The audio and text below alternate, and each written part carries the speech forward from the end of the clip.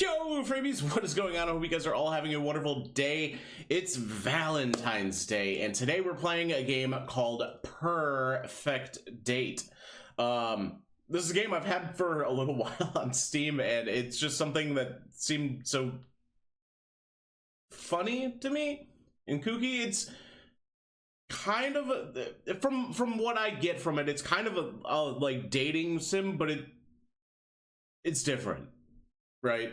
It's different. I'll just put it that way. Without further ado, let's give the video a like, subscribe if you are new, turn notifications on to be notified of future uploads, and let's get into Purrfect Date, shall we? Oh, how to play? What is... you can progress the story. Okay. Okay. Yeah, no. It's fine. We'll figure it out as we go. We will figure it out as we go. New game. 18 endings and 0 secrets? Okay. We're probably not going to do all of that, but we will get through, like, one whole playlist. Free. I can't even put in my full... Okay, fine. Free. Just free. Just free. All that... Too much hair for me. Autosave notification. This game supports an autosave feature. Yeah, I'm an angel and I accept. The kitties!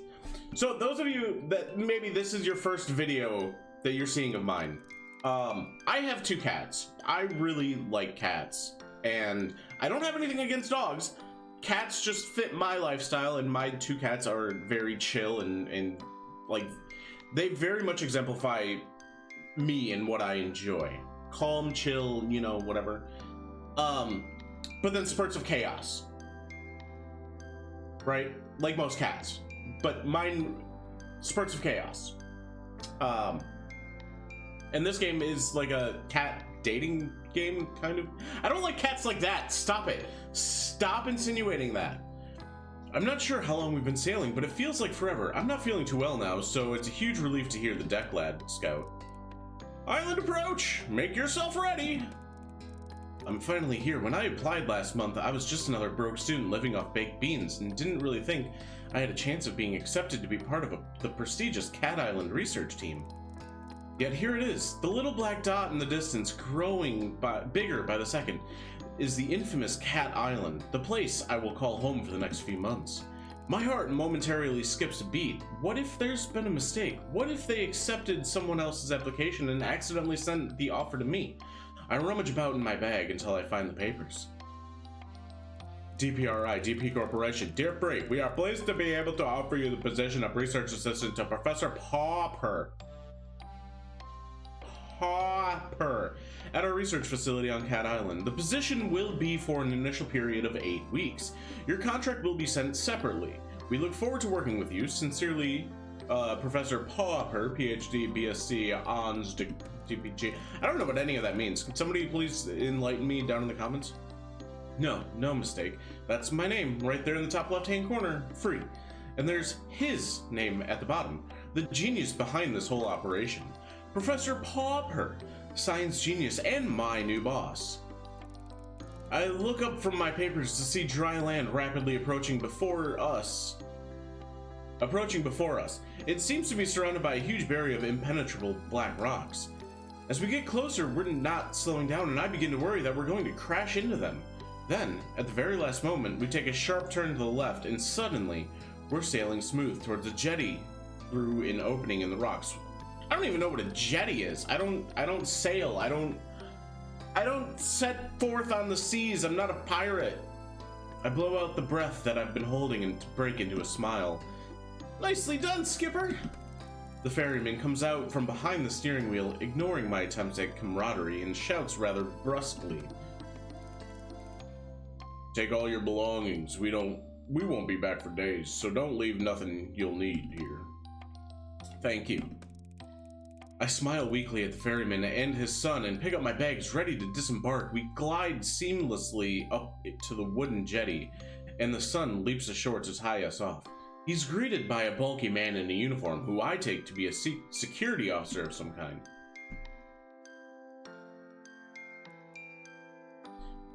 Sure. Sir, you caught a mouse? And then he laughs loudly, as though he said the funniest thing he's ever heard. It's very disconcerting. The security guard remains surly and turns his attention to me. What's be having you, then? He holds out his large hand, which I assume is an offer to help me off the boat, but as I reach out to take it, he snatches it away, throwing me off balance so that I almost fall over the side. What a great start. ID card? Oh, I see, of course. I reach into my back pocket and hand over the laminated card as I was given on the mainland.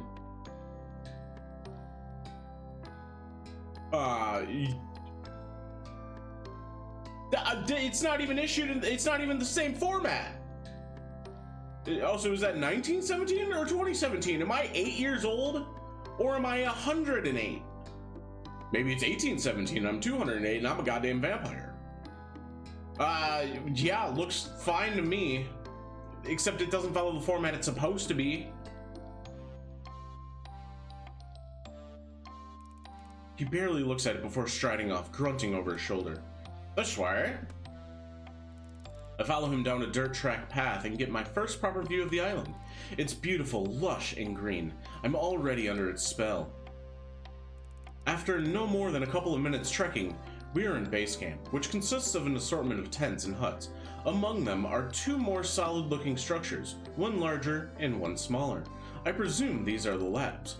The whole camp is moderate, but functional. It reminds me of an army outpost.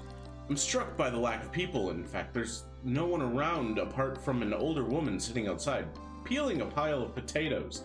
I smile and give her a little nod, but she just stares back at me. Potatoes are fantastic, okay? Mrs. Marigold. I try not to get paranoid. Here.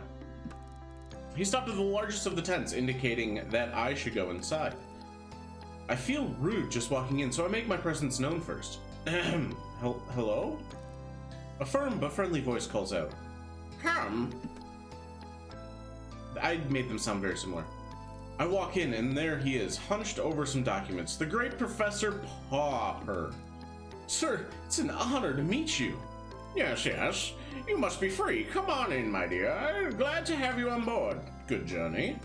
Well, long. Yes, indeed. We're rather tucked away here.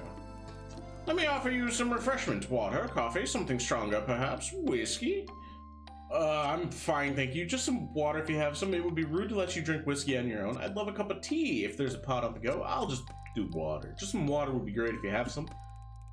Now, that's something we have an abundance of. There are plenty of safe natural springs on the island, but we have the bottled kind too. I'm relieved as he passes me a bottle. I'm not too keen to start drinking from natural water sources until I have personally checked that they're not used as cat urinals. It will take you a while to find your way around and discover how it all works, so for today, I thought I would just get you kitted out and maybe introduce you to some of the locals. I don't know if they're trying to do puns purposefully or like... I know kitted out is like a common phrase, but like there could have been other things to say there instead of kitted, like a kitty. I believe you've already met most of the human locals. Oh, I've only met the ferryman and the security guard who brought me here. Yes, that's about it. And the lady outside? Ah, Miss Marigold. Her and her husband are the caretakers. Wonderful couple, the Marigolds. You'll meet them before too long. We're a tidy little family here, free, and I'm sure you'll fit in nicely. Thank you, sir. I hope so. Okay, so first things first, this is your basic kit. He begins going through a pile of things on his desk, explaining each of them in turn. This is your backpack. You can put everything in it. We will be going on plenty of field trips, so it will be very useful. As will your own water bottle, some disinfectant hand spray, and these are heavy-duty reinforced gloves, which are essential when tagging cats out in the wild. Don't want any scratches from felines we don't know now, do we?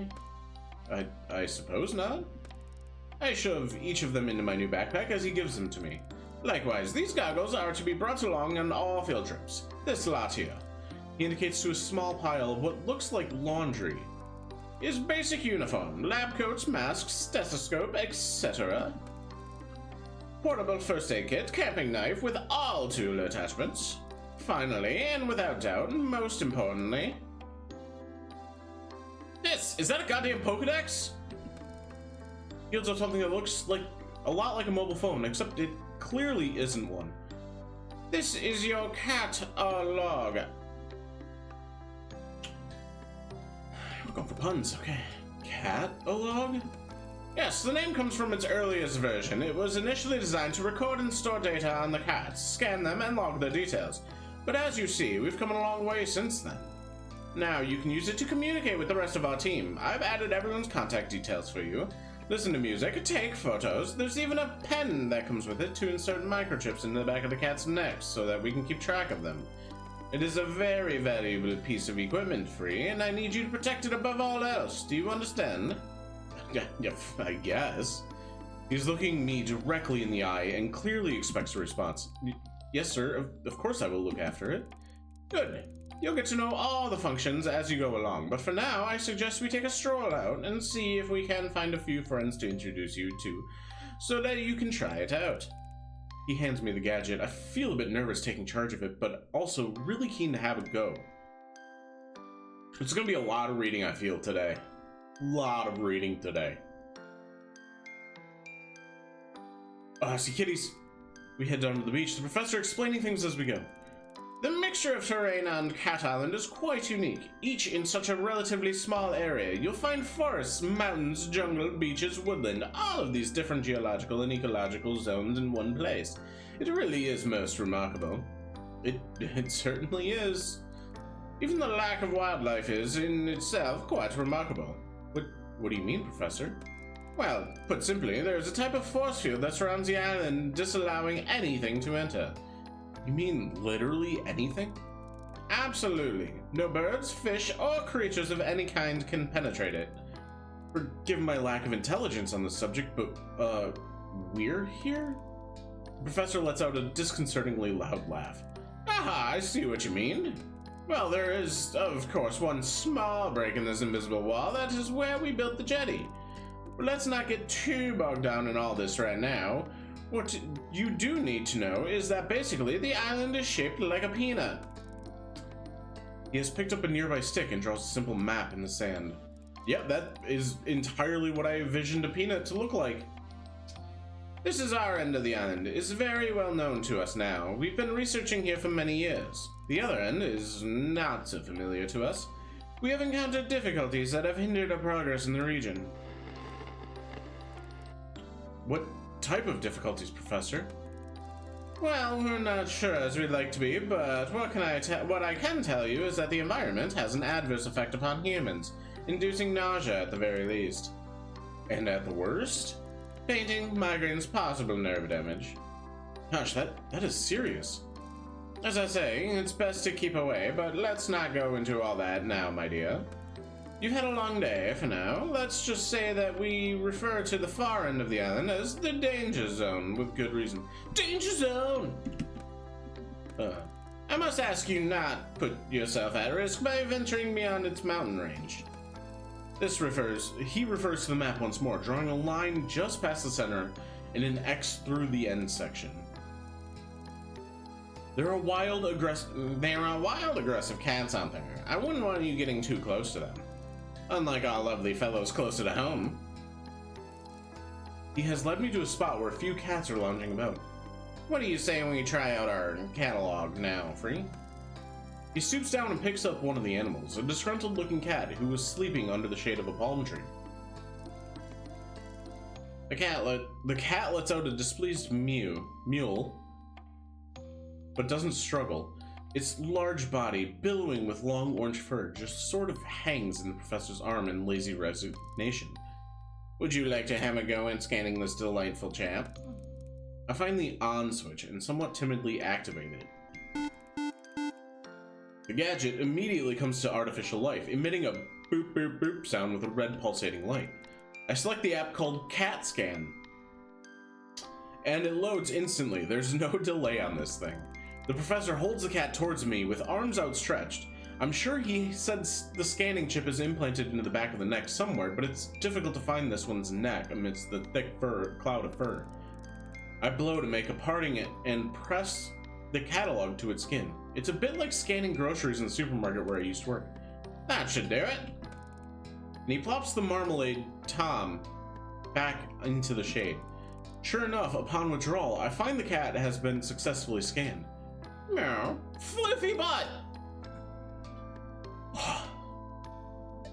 Floofy butt.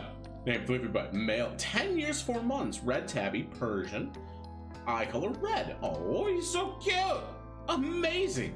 Clever, isn't it? A large part of your job here is to tag and scan the cats, such as Mr. Floofy butt here, but it looks like you'll have no problems at all in that area. Excellent work, Free. Thank you, sir. I can't wait to get started. Well, why don't we get a bit more practice with the catalog and scan the rest of them while we're here? These 5 spend a lot of time together. We're like a little family, aren't you? Oh, yes, you are. The professor seems to be a genuine cat lover, like me. I think we're going to get along great. Okay, here goes. No help this time. The professor steps back. The first cat I approach is friendly, with beautiful calico markings. It comes towards me, already purring. Oh, meow. Trixie. 3 years, 8 months. Calico American Shorthair, green.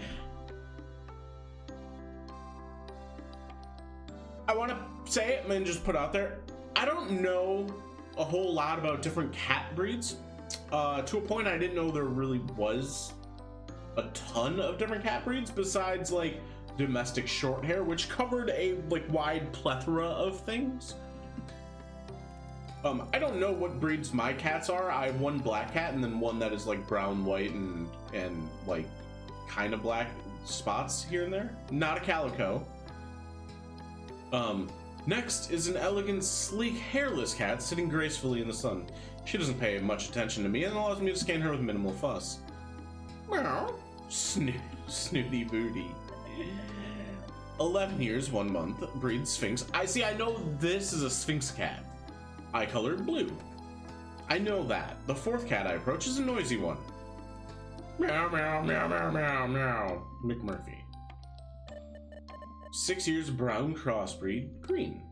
It is a goddamn Pokedex for cats. It's a catalog. And finally, the one I've deliberately put off until last. He's been skulking around the edges of the activity, eyeing me suspiciously as though he could pounce at any moment. I laugh at myself, already projecting personalities onto these animals. Kibbles. Just chill. 3 years, white British long hair, green eyes. All done. I hope you enjoyed meeting some. All done. I hope you enjoyed meeting some of the locals.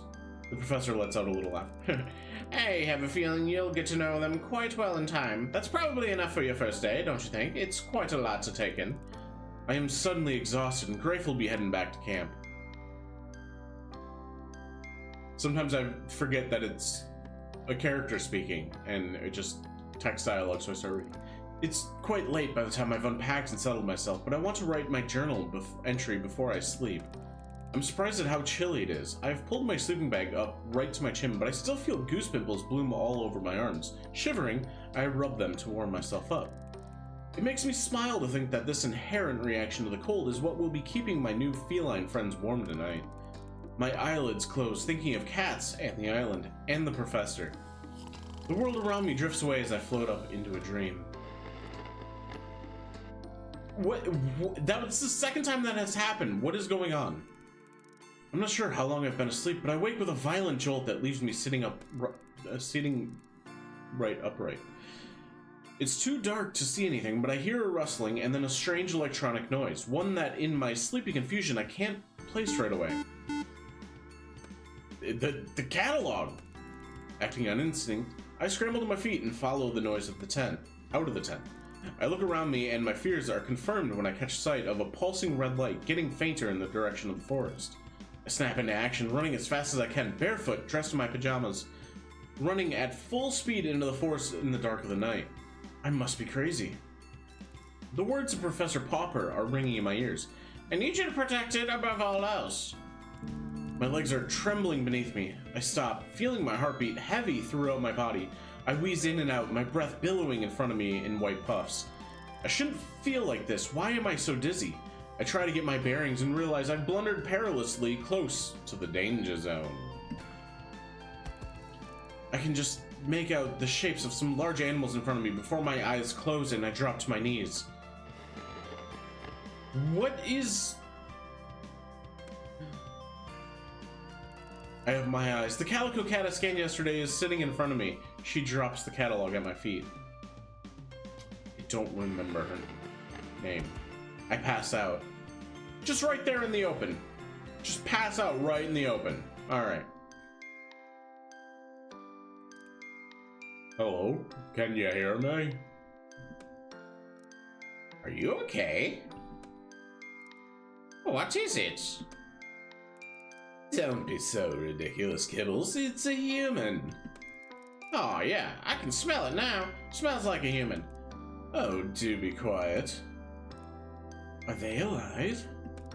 Of course it's alive. It's breathing, you imbecile. Going to apologize now. I'm going to forget what voices I'm giving people, so it's gonna get all, you know.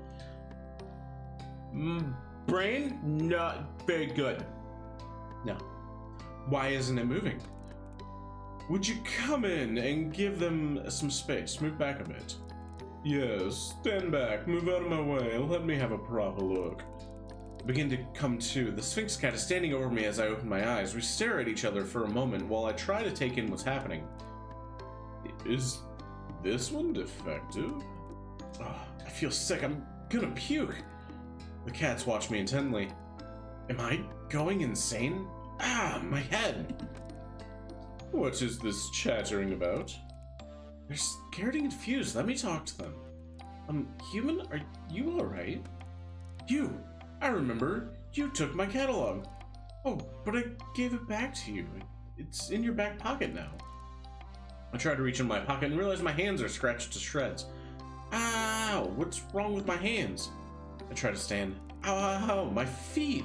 What happened to me? Yeah, I guess that's from all the climbing. I told you I wasn't ready for that. What's that? Ready for what? Its anatomical structure is far too delicate. I tried to slow it down. Yeah, Floof. You try restraining a human who's that determined. It was like a marga. Its anatomical structure didn't seem that delicate to me. I was like, what? Doing what? You made your own way back to the beach. Okay, but that doesn't explain. I show my bleeding hands. Ah, you crawled, Kara. Kara? Who's Kara? That's not my name. It's a term of endearment. It's an Irish thing. It's inappropriate. Wait, I crawled? You sure did? Like a cat? Yup. All the way from the mountains? Like a bleeding mountain lion. Impressive. But why? Because you got the sickness. Shh. Maybe you should sit down, human. We need to have a talk, possibly a long talk. Talk? Yes, that's right. Since when can cats talk? Hold on. Oh, for goodness sake. Since the dawn of time, how else do you think we communicate? Stop splitting whiskers, Major. You know full well that what the human is saying. I think the revelation here, Kara, is that you can understand us. Yes, that too. Will someone please explain what the hell is going on here? Well, we don't fully understand everything ourselves, at least not all the details of how this works. I think being stood in front of a forest, surrounded by a bunch of talking cats, is about as much detail as anybody would want. I agree. But more to the point, we were rather hoping you would be able to help us. You are the scientist after all. What we do know is that the clock has started ticking for you. What do you mean? Well, there's no easy way to say this to you, Kara. You'll be catified. I'll be what? Whether you help or not, you don't have a lot of time before. If I may, it would seem that we are basing this on our experiences to date, that when a human manages to find themselves in what I believe you call the danger zone, they are invulnerable in ways that they previously were not. That is to say, you're screwed. You're not helping, don't make me... Whoa, Mountain Lion, there will be no violence of any kind. Forgive me for being a bit panicked here. The vulnerability to which Snooty Booty was referring is simply put, if you are bitten or scratched by an elder cat within the danger zone, you will begin a process of change that ultimately will result in a full feline transition. Catified. So basically, you're telling me I'm a werecat? I look down, and in amongst the scratches on my right hand are two distinct puncture marks. The reality of my situation descends on me like an old mist. Basically. Yes. My head is spinning. This is too much for me to take in. Take a breath now, Kara. You're not looking so good. What? Have I started to change? I feel my head for ears, fur. Everything seems to be normal. No. I just meant you're looking a bit shaky, understandably so. I take a few deep, steady breaths and calm myself enough to say, okay, so why, what?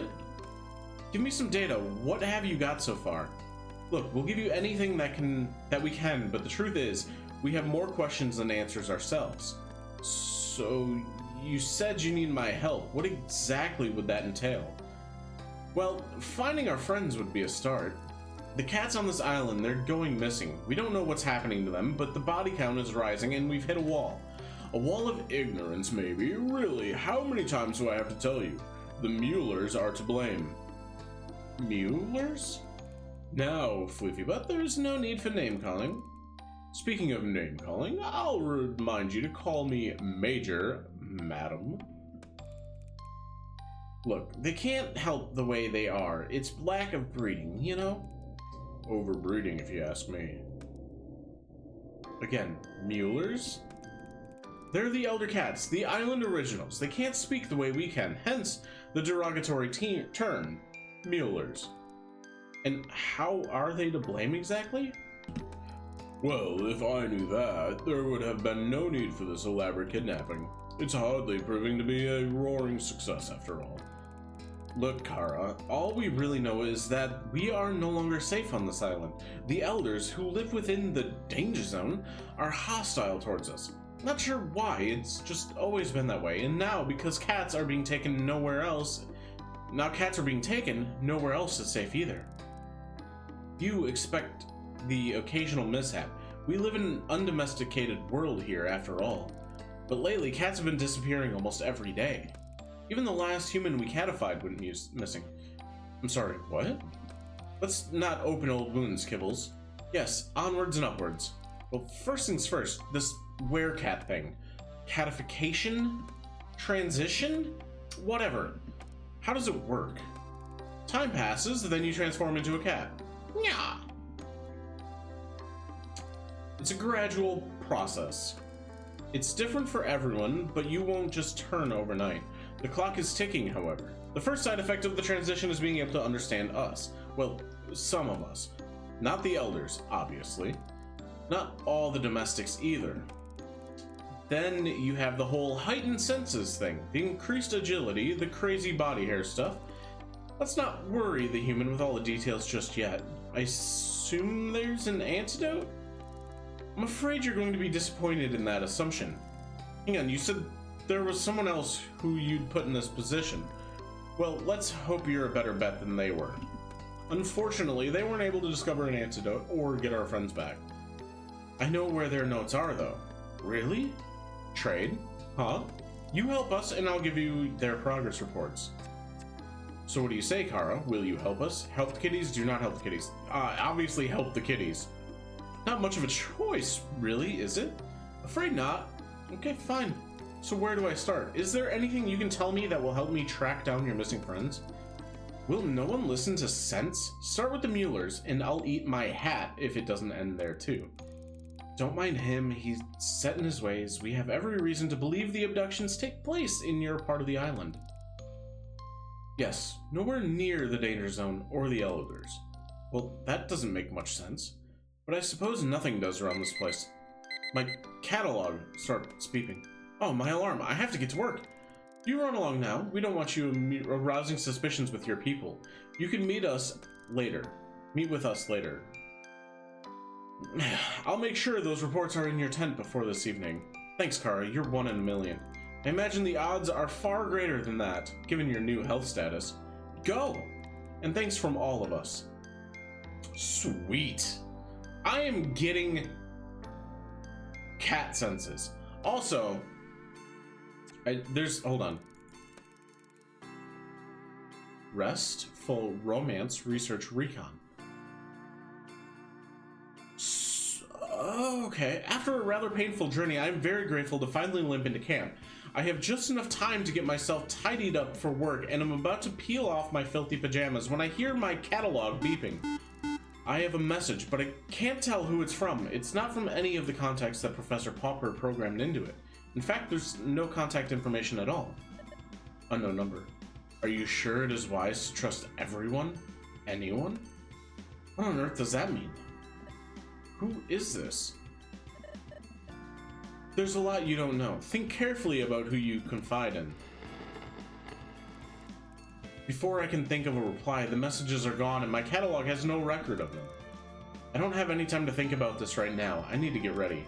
As soon as I'm presentable, I head over to the lab. I'm 10 minutes late. It doesn't give a good impression on my first morning.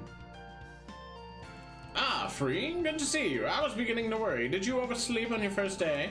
I'm terribly sorry, sir. I think the traveling and all the excitement of yesterday. I take punctuality very seriously. He cuts across my apology. Not to worry, it's perfectly understandable. You'll find I'm quite relaxed about most things. As long as you get the work done, I don't much mind what hours you keep. Thank you, sir. So, shall we get started? My goodness, what on earth happened to you? He's looking at the scratches all over my hands. Oh, I fell trying to save myself by grabbing onto a bush. Yeah. Not a secret drinker, are you, Free? Oh, no, sir. I'm a bit of a lightweight, to tell you the truth. Just teasing. We ought to get those hands sorted out, though. They look pretty nasty to me. He goes to the tall middle cabinet in the corner and takes out a bottle and some cotton wool. He begins cleaning and tending to my hands while he talks. For today, I'd like you to help me with a few tasks around the lab to get the hang of things. But from tomorrow, I'll let you make your own choices about how best to carve up your time. Of course, you are primarily here to carry out your job as my research assistant. However, try to make the most of your time on the island. Once your work is completed, we'll be saying goodbye. This really is a once-in-a-lifetime opportunity, so don't waste it all in the lab. Naturally, I need your help around here. But I'd also like you to get your hands dirty with some field work. Make sure you spend time exploring the island. It's a beautiful place, and there's a lot to see. Take the time to get to know the cats. A full understanding of their behavior is crucial to our research.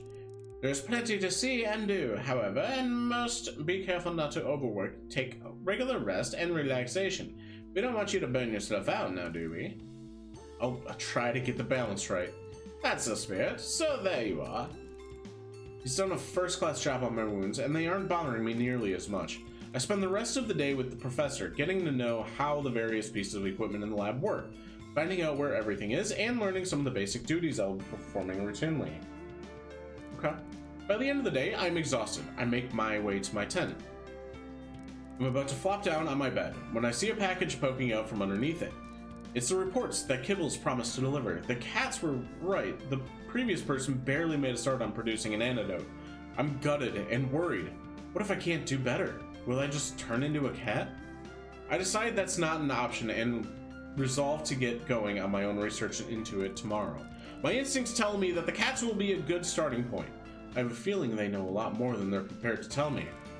I need to gain their trust and see if I can't get them to open up a bit. I'm sure I'll make more progress if I focus on one at a time. I'm optimistic that one-to-one sharing will prove fruitful.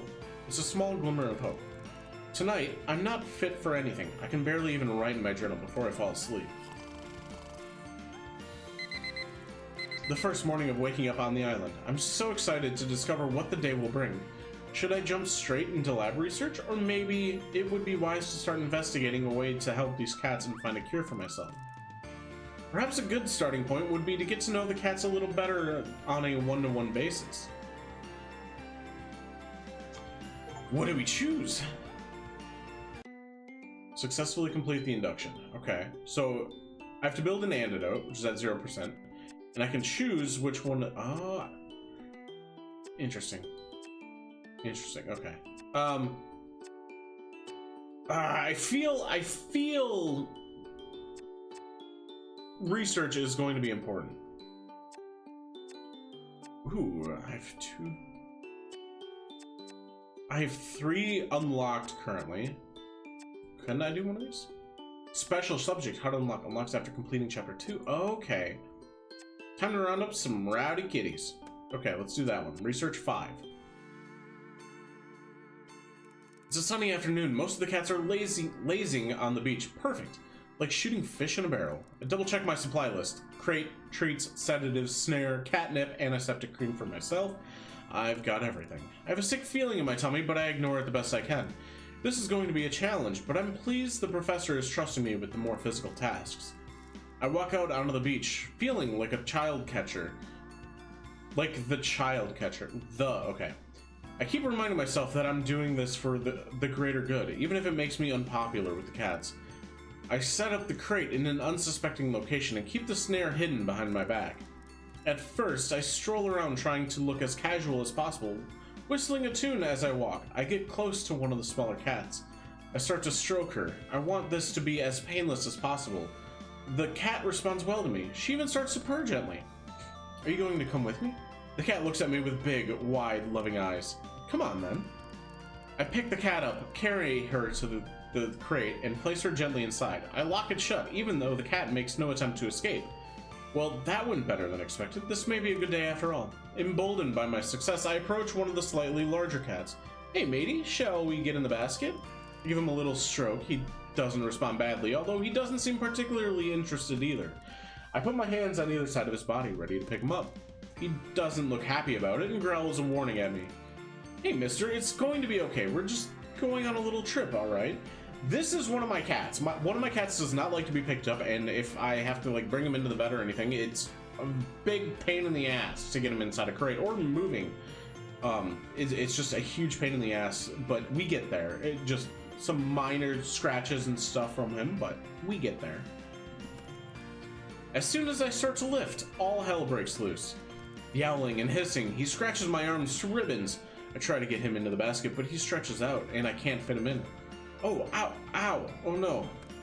I know when I'm defeated, and I have to let him go. He scarpers off into the distance. I look down at my ravaged arms. Note to self, wear long sleeves when on caging duty.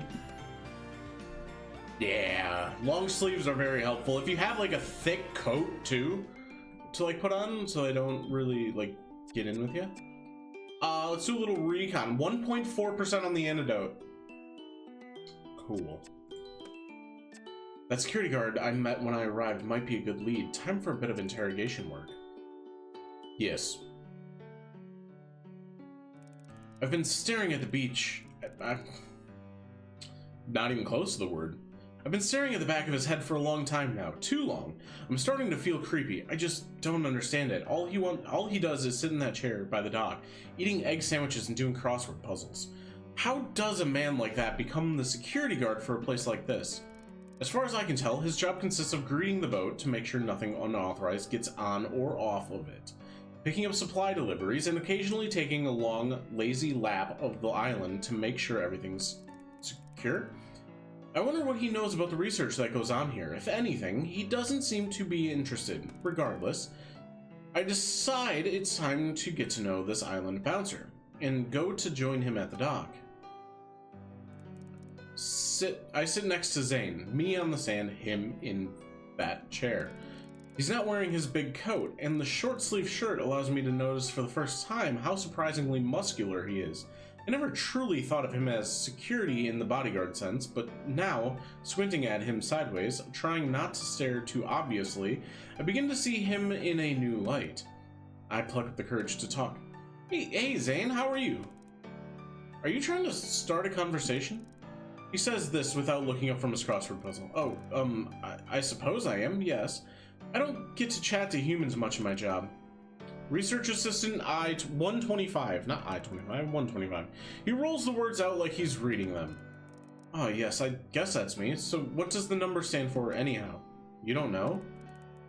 He asks monotonously, eyes still glued to his crossword puzzle.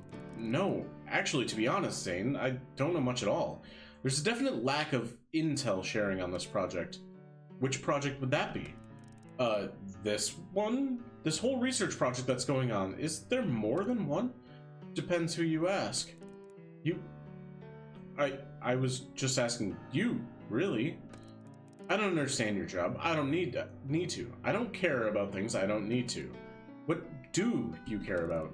Zane looks at me for the first time. You really want to talk, don't you? Well, there's not much else to do here besides I'm interested in it all, aren't you? My interests consist of what's for dinner and when my next puzzle book's coming. When it's coming, you get it delivered? Comes with the mail. He's back to not looking at me again. The mail? You mean the parcels? And the letters, yeah.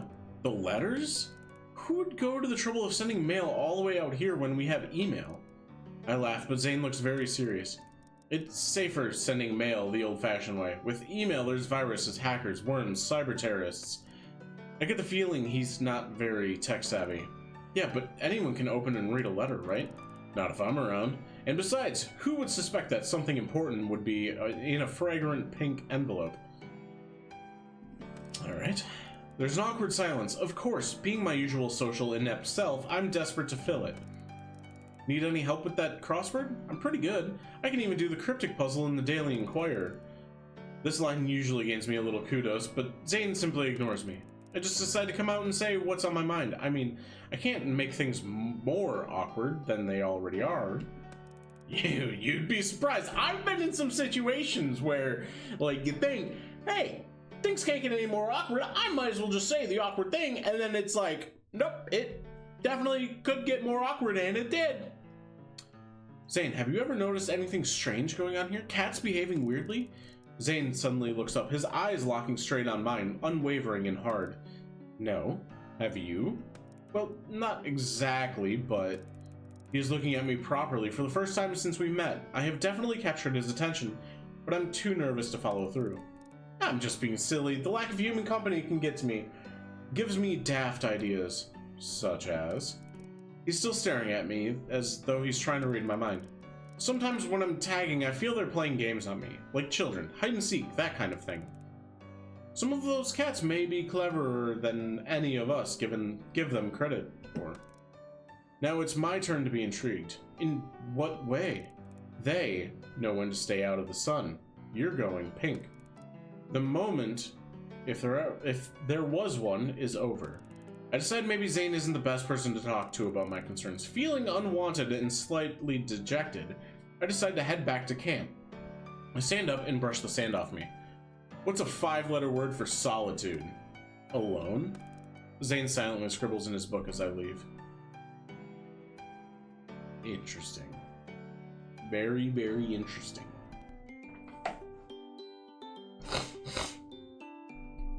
Alright, let's try romance. And then I think we'll get some rest. I can romance McMurphy or Snooty Booty? Well... Not gonna make the joke about Snooty Booty and a certain bald part. We'll go McMurphy.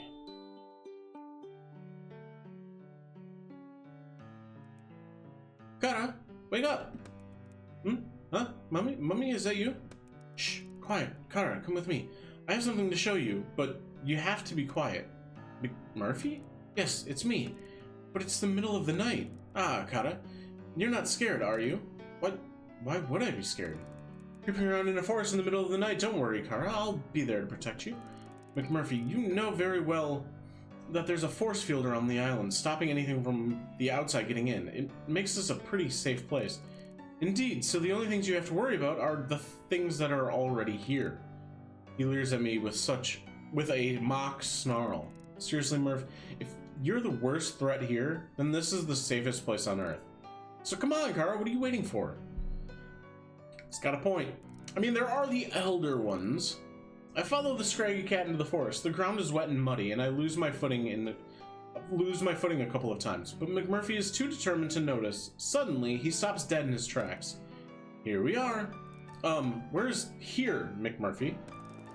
He ignores my question and starts digging into some mud and leaves on the ground. Almost got it.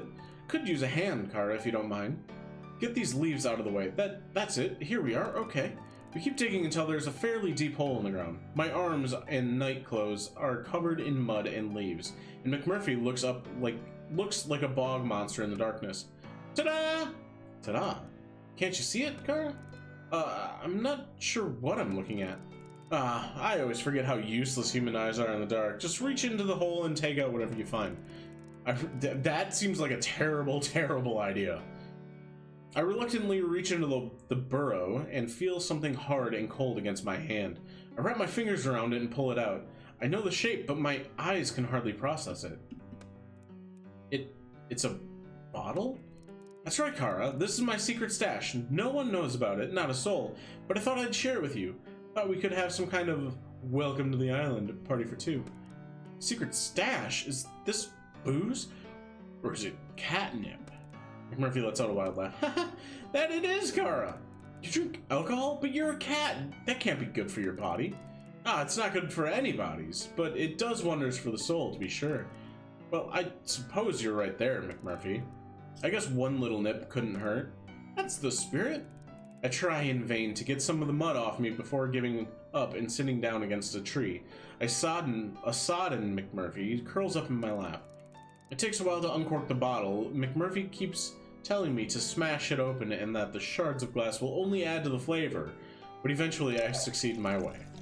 I pour a little out for McMurphy into a leaf, and I self-consciously swig from the bottle, feeling a touch uncivilized. Ugh, McMurphy, what in heaven's name is this? Now don't worry about that, Kara. It's not about the taste, it's about the company. I hardly think I'm the type of person you'd usually hang around with.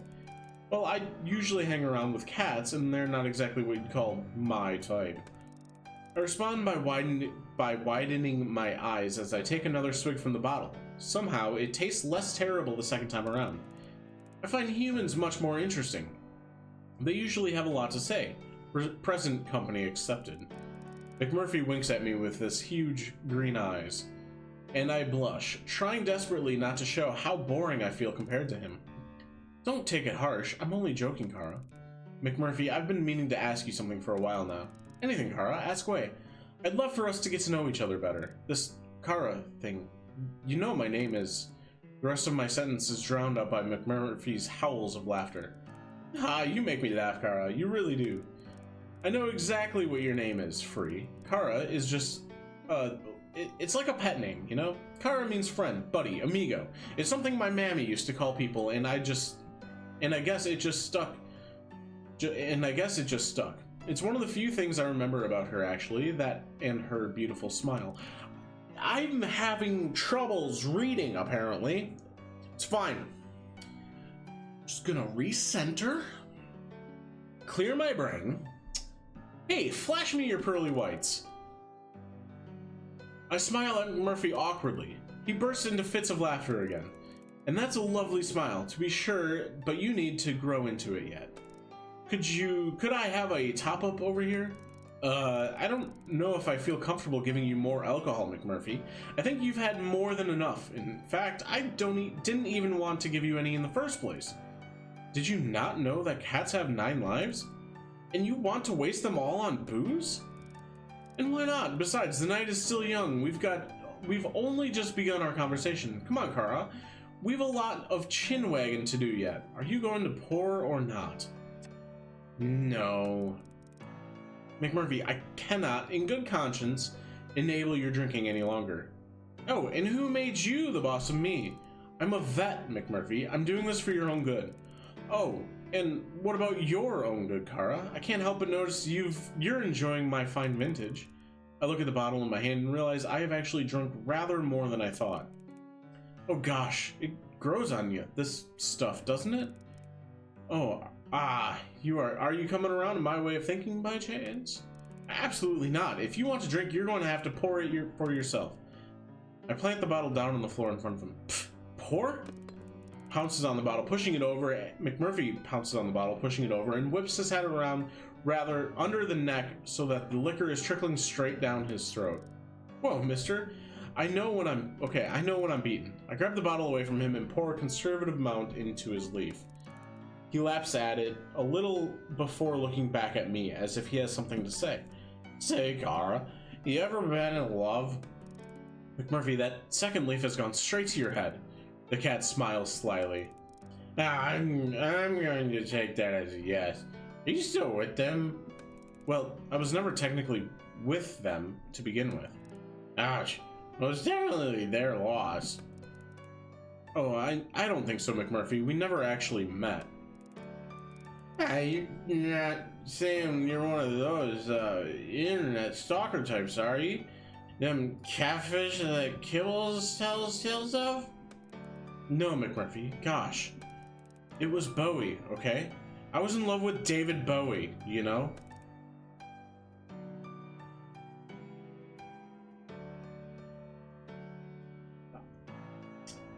Okay. Bowie has some fantastic tunes. Like Just Ants? Ground Control to Major Tom? They're coming to me. Hold on. Under Pressure? That was one. China Doll, I think is another one. McMurphy frowns and shakes his furry head. See, these eyes so green I can stare for 1,000 years. You know? That's a charming song, but I'm afraid I have no idea what's going on anymore. Oh, come on, McMurphy. Everyone knows who David Bowie is. Red hair, lots of makeup, one blue eye, one brown eye. Well, I did know one sweet soul with the blue eye and brown eye, but I can assure you it wouldn't be caught dead in makeup. McMurphy snorts. Yeah, what about you, McMurphy? Who's the love of your life? Don't have one, guy. Never have, never will. I'm a lone wolf. I'm a free agent. I'm a big old yeti. Out in the mountains, all hairy and smelly and alone. For some reason, I find that very hard to believe, Mr. McMurphy. You're right. I'm a fool, a lovesick fool. I've had my heart broken more than once, Kara, and each time hurt more than the last, I tell you. The thing is, though, Kara, I can't remember a thing about any of them. Any of what? I don't know. What were you talking about? David Bowie? That's right. So tell me how the two of you met. McMurphy. I think I'm drunk. What the hell have you been drinking? Leave me alone. I haven't touched a drop. I think I'm gonna I wake up in the forest with a half-empty bottle in my hand and McMurphy is nowhere to be seen. How the hell did I get here? I can't remember a thing. I look at my catalog. Whoa, is that really the time? Crikey, I need to get to work. Well, whoops. I'm surprised there's not like a work option, honestly. 4.2% on the, okay. Let's rest. Rest up. You need a lovely nap and wake up feeling revitalized. Your energy has been restored. Magic! I think that's gonna be the play. Just kind of do like one of each and then rest. Though I do need some extra romance. So maybe I could do like boom, boom, 2 of these and then rest. Let's do some more Recon. Some more Recon. Recon 10. A strange message in the middle of the night. Doesn't anyone on this island sleep? I'll do that. I hear my catalog beeping. I presume it's the professor. I tumble out of bed half asleep and fumble around looking for the device. I look at the screen, my eyes struggling to focus. The message isn't from the professor at all. There's no contact information. Come outside. Who is this? Come outside. They obviously aren't going to respond to my questions. Should I do as the message tells me? Yes! My curiosity is roused. I have a feeling there's something important to learn from the strangers, so I throw my clothes on and crawl out of my tent. I don't see anything out of the ordinary. Anyone out here? My catalog beeps again. Walk to the edge of the forest. I'm not going any further until you tell me who you are. Walk to the edge of the forest. No! Walk to the edge of the forest. Walk to the edge of the forest. Walk to the edge of the forest. Stop it! By now, I realize I've walked to the edge of the forest. At the edge of the forest, I see something on the ground. As I get closer, it becomes clear that it's a small posy of flowers. I gingerly pick them up and notice that several of the flower heads are missing. My catalog beeps again. Follow the petals. And that's when I see the trail of little orange petals, the same color as the bouquet I'm holding. Well, I've come this far. No turning back now. I begin to walk. I'm nervous, so I call out. Hello? No answer. Louder this time. Hello? Hello? Hello? Who is that? Who goes there? Major, is that you, Floofy Butt? I really wish you wouldn't call me that, human. What on earth do you think you're playing at? Cavorting around the forest in the dead of night, causing a ruckus? Oh, Major, you don't know how pleased I am to see you. I need your help. And this can't wait until a civilized hour? I'm afraid it can't. I'm not the one instigating this. I've been getting messages from an anonymous source, asking me to follow them into the forest. Look, they've left this trail. Ah, Calendula maritima, marigolds, herb of the sun. They're said to represent creativity, though some believe them to be symbols of cruelty and grief. Your knowledge is always so impressive, but I have to say on this occasion, it's not very comforting. Floofy Butt starts striding off with purpose. Come along then, Free. Are we going to follow this trail or not? I shuffle awkwardly behind him. Before the sun comes up, eh? We continue on for a short while and notice that the petals are getting more sparse. It's becoming more difficult to see them until eventually they seem to run out and we find ourselves in a small clearing. Well, it appears somebody has been playing a joke on you, Free. I sadly agree. This has been nothing but a wild goose chase. Seems so, Major. I'm sorry for dragging you into this. Let's get back to our beds before we waste any more precious snooze time on this fool. I turn to Floofy Butt and notice that his back is arched and his fur is puffed up, making him look even more floofy than usual. Something wrong, Major? You tell me, human. Does that pile of rocks look suspicious to you? Amongst myriad rock piles, I notice a small, contrived-looking cairn. Floofy Butt's right. It looks far from natural. That looks to me like it's asking to be inspected, Major.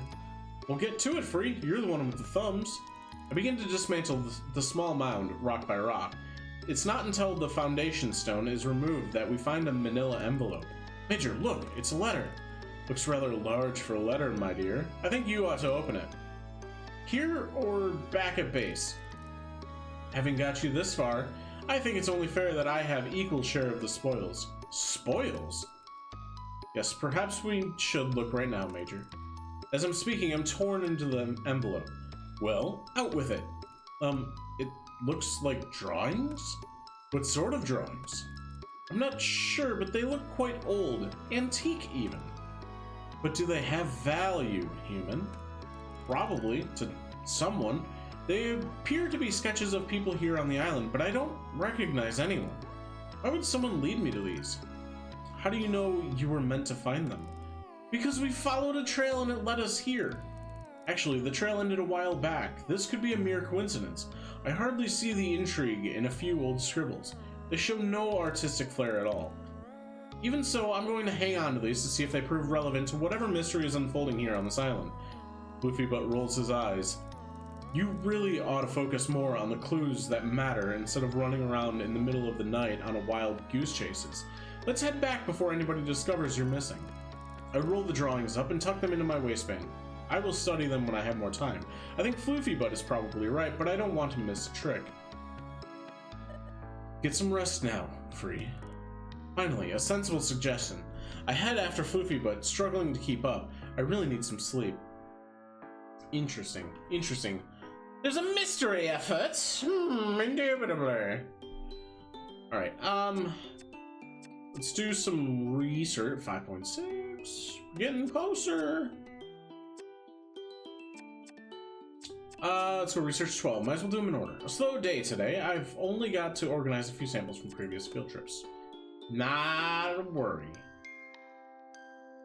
Today I'm in the lab doing flora research. It's not the most exciting job, but if I keep my head down, I can get through it quickly enough. It really just consists of unpacking the new samples of plants and flowers that the professor and I have collected on our foraging expeditions and logging them into the database of organic substances on the computer.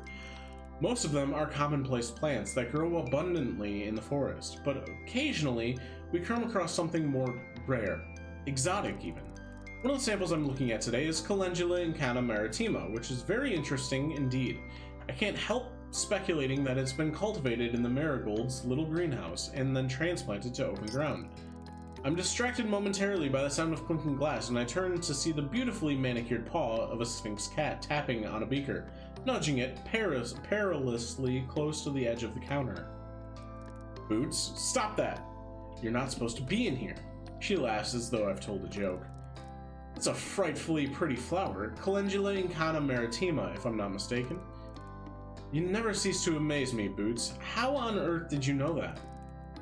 Why, I make it my business to know all about rare and valuable works of art. Art? Why not? It's been created like a sculpture or a painting. The marigolds are true artists in the garden. I wondered if they had something to do with this. It's so unusual, even in its natural swampy habitat, but to have it growing here in the forest is very out of the ordinary. Yes, its properties are extraordinary too, human. Well, I'm quite new to botanical science, so probably don't know the half of it. Why don't you fill me in? Although I'm always happy to facilitate your learning, human, I simply can't stay here a moment longer. The air is so stale, don't you find? I ignore her sideways glance and upturned nose. Let's go to the beach and drink some coconut water, and I'll tell you everything you need to know. Snoots, I'm not going anywhere until I finish this. Don't be ridiculous. You can tinker about in here anytime, but the sun will be gone in an hour or two. I'm not tinkering. This is my job. If I don't get it done, the professor will want to know why. Then explain to him why you had better things to do. Snooty Booty, I won't tell you again. If he catches you here, Pauper will cage you. Be careful with that flower, human. It doesn't do to inhale that fragrance too deeply. I turn to ask why, and see her flounce out, knocking the beaker with a swish of her tail as she does. You did that on purpose! But she's gone, leaving me to clear up the broken glass. What a jerk. What a jerk Snooty Booty is. Snooty Booty's real Snooty Booty, huh? Alright, we're gonna do 2 romances and then try to rest. We're at 6.9. Nice. I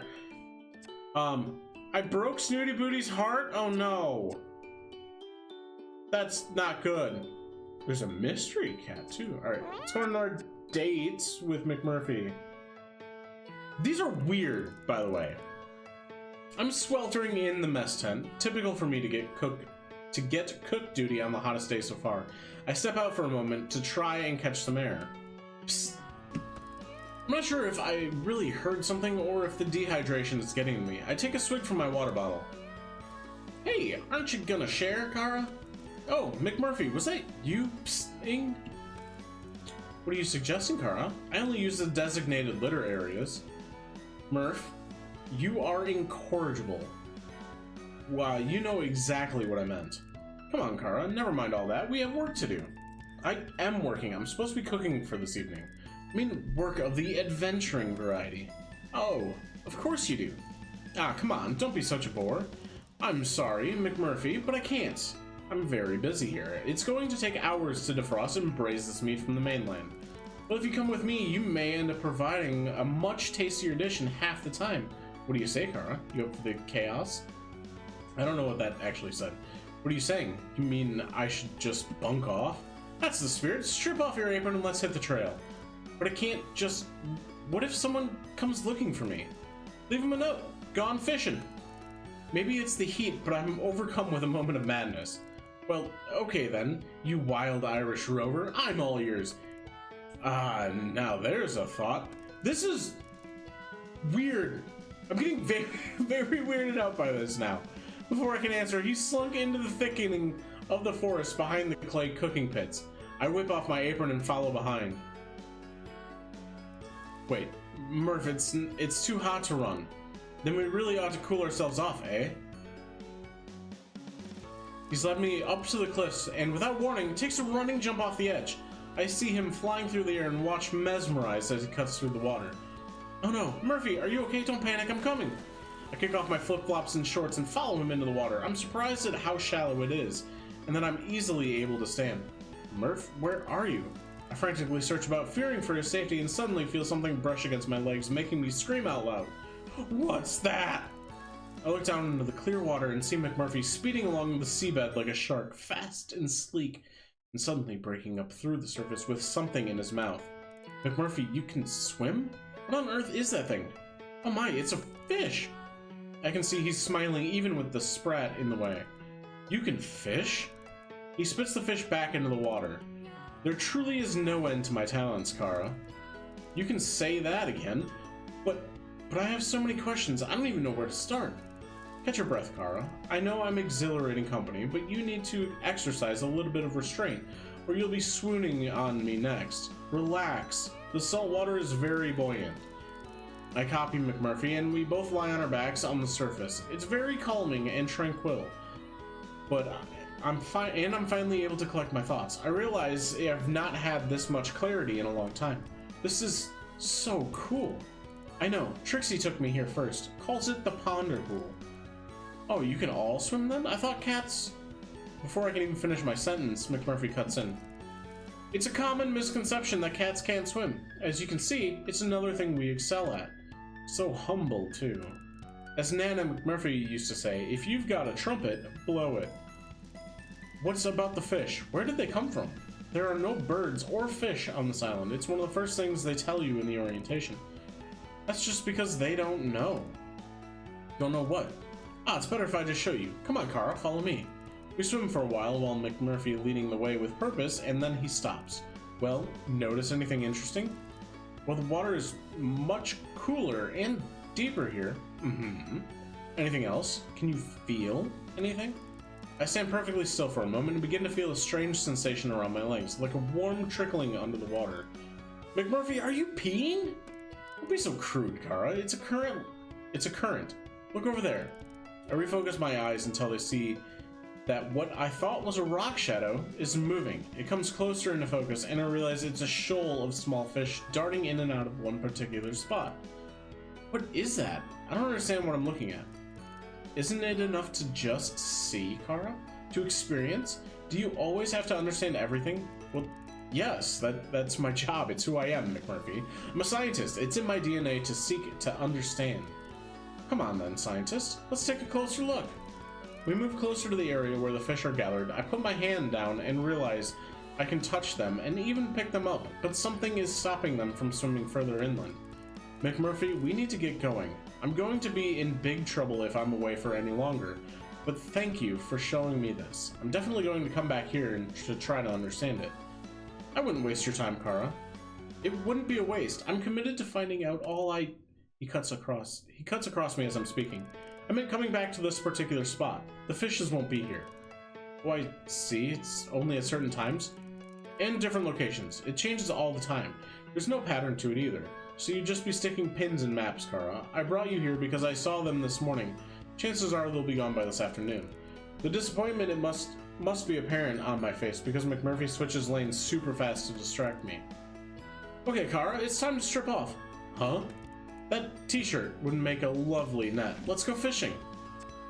I'm gonna go home. Oh, I see. I'm about to whip off my top, then when I'm struck by a thought. Hang on, Murph. If I turn up at camp with a load of fresh fish, people are going to ask questions. Not necessarily. Maybe no one will be around. But what if they are? I'll be your lookout. Let you know when the coast is clear. Then you can just pop them on the barbie and wait for the mouths to start watering. That simple, huh? I usually find that life is what you make it, Kara, and I keep it simple. It's not, though, is it? For you, do you mean? I can detect a mirth in his voice, and it hits a nerve. Well, yes, for me, because I am the one who has to take the flak if something goes wrong.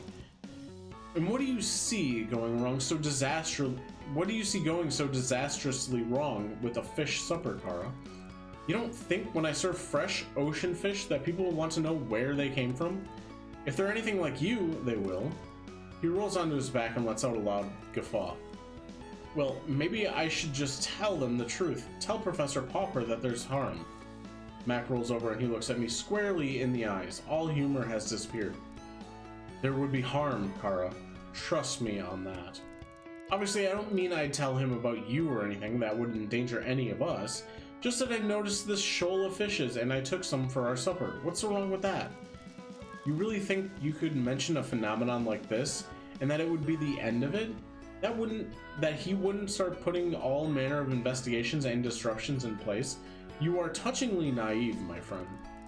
I feel my cheeks burn with embarrassment and I want to hide from him. I dive under the water and swim beneath him, pulling on his tail as I pass. Now that most certainly is a gauntlet. He starts splashing me furiously, and although I put up a good defense, I have to eventually concede. I give up, I give up! A worthy opponent, but sadly, no match for me. How to get back, meat to defrost and all that. No worries, Kara, I understand. We can't all be like you, Murph. Probably no bad thing either. You can't, any of you, be like me. They broke that mold, Kara. Thanks for the fun. Anytime. Fun's my middle name. As I squelch my way back to the mess tent, I can't help imagining how good those fishes would have tasted. Yeah, but they already said there's like a force to keep anything from the outside world out, so we don't want to do anything that would raise suspicion to bring stuff into the island, which makes total sense. Total sense. Okay, so I could romance again and then rest, and then the next day I could fill out all 3 of these. Alright, so we're at 8.3 now, so I'm gonna do another romance. You're looking a little tired. You only have 1 heart remaining. If you choose to continue, it could have negative consequences. You can restore hearts by choosing to rest. Alright, I guess I'll rest. And we'll finish out Recon and Research. Trixie and Kibbles have brought me to their ridge, where the pools of colored water collect. We call them the rainbow pools. It's a beautiful day, and there's a vivid rainbow across the sky. Kibbles is over the other side from me, shouting, "Wow, look at this! Come over here!" He sounds further away than he is. My hearing isn't quite right, but I don't mind. What is it? You need to see it. Suddenly, I'm beside him. He's looking over the edge of the cliffs, and when I look down, the sea is further away than I expect. It's such a long way down. Do you see? And I feel a push from behind. As I begin to fall, I hear Trixie laugh. Curiosity did what? I'm not falling at all. I'm floating, light as a feather. Fly, little bird, fly away home. This is the best feeling ever. I'm going higher now, up towards the rainbow. I am going to touch it. Mind you, don't get scorched by the sun. I feel myself being shaken. Homie, you really ought to go in now. It's too hot out here to sleep. I'm on the patch of scrub grass beside my tent. I was just having a moment of shut-eye in the sun, but I must have fallen asleep. Oh, thank you, Trixie. I smile at the calico cat as I surreptitiously scratch at the prickly heat on my legs. I've not heard that word before. Surreptitiously.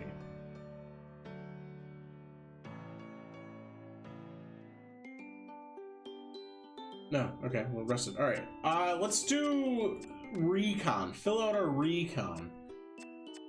Okay, we can't. Chapter 5. After chapter... How many chapters are there? Sheesh. Alright, so we can't do Recon, because we don't have any unlocked. Research, then. Once you complete your research, your time on Cat Island will come to an end. Have you seen everything you wanted to see? Yes, I'm ready. I'm ready. Research 16. Today I'm off on a field trip of sorts with the professor. I can't wait to see what he's planning to show me. Okay, so it seems there's multiple paths and stuff you can take. Professor Pauper told me to be ready early and dressed for hiking. As we're doing field work this morning, I'm not sure that I have anything that would pass for hiking gear, to be honest. Some sturdy shoes would be good. Oh well, lab coat and trainers it is then, as usual. Message from the professor lights up my catalog. Set to go. I'm waiting outside my tent. Ah, Free, are you ready for your field work today? Yes, of course, Professor. May I ask where we are going? Somewhere I think you'll find very interesting. The professor hands me a backpack. Here, take this bag. It's very full, but surprisingly light. Pauper has set off at a brisk pace, calling back to me over his shoulder. This way. I've run to catch up to him. After some serious walking with me struggling to keep up, the professor stops abruptly and listens. Do you hear that? There's a distant sound of bubbling water. We're almost there. Secretly, I'm relieved, as I don't think I could go much further. Just a little climbing. Climbing? I hide my dismay. Where does he get his energy from? It's just at the top there. It's not as difficult to climb as it looks. We are in front of an almost vertical rock face. Just copy me. He clambers up expertly. I manage to find a spot that will support my foot and start to climb. I make little progress before slipping and falling flat on my bum. I try again. This time I take it slow. Again, I fall. What happened to the benefits of catification the others keep going on about? The professor notices I'm having trouble and holds a hand out for me. I manage to climb up just enough to take a hold of him, and he lifts me the rest of the way. His strength is impressive. Curious, even. Not a fan of climbing, eh? Can't say I've done much of it, Professor. Come along then, I can get you there. He pretty much pulls me all the way to the top, and then he leads me to the entrance of a small cave. The sound of running water is very loud now. I instantly see why. A natural spring has cut its way through the rock and created a beautiful cascade of sparkling clear water. It looks delicious.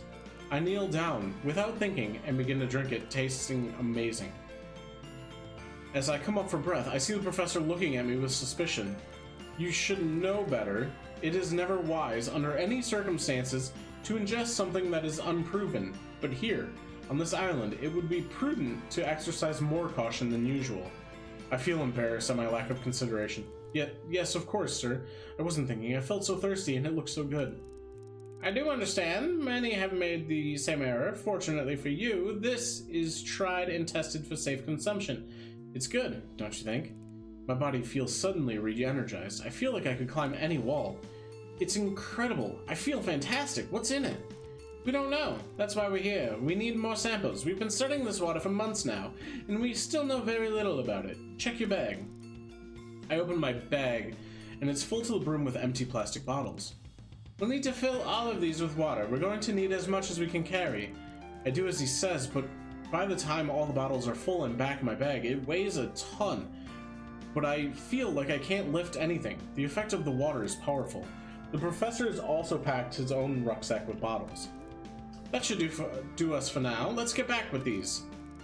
As we make our way back down the rock face and back to camp, I have no problem keeping up with the professor. I feel like I run all the way. However, as we get closer to home, I start to feel the effect wear off. My bag becomes unbearably heavy. The final limp into camp is torture. I need to rest. Interesting. Interesting. Is it like a potion of some sort?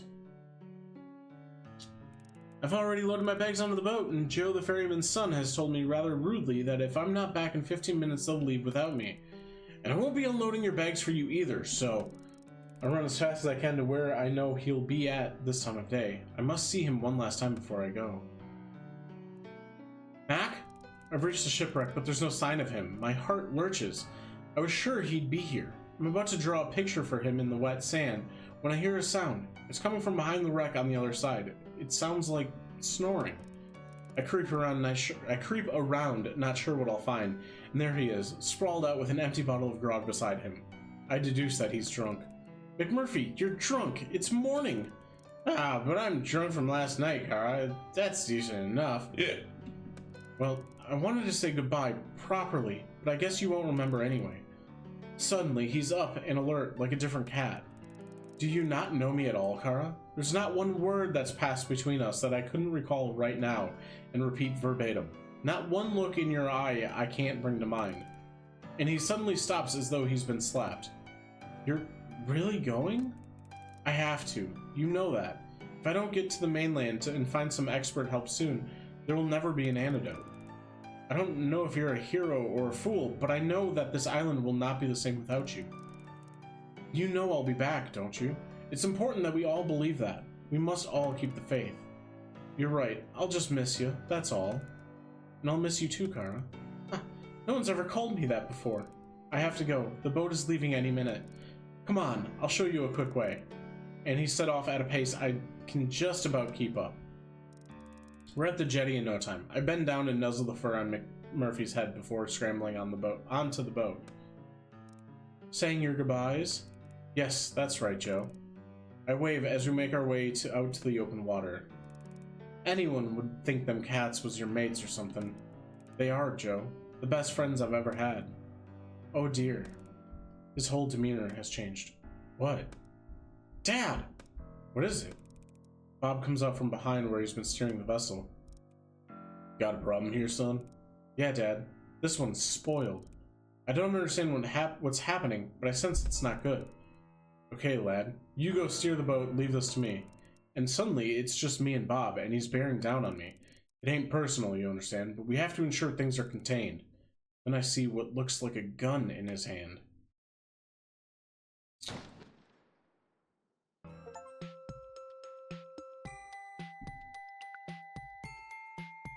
What?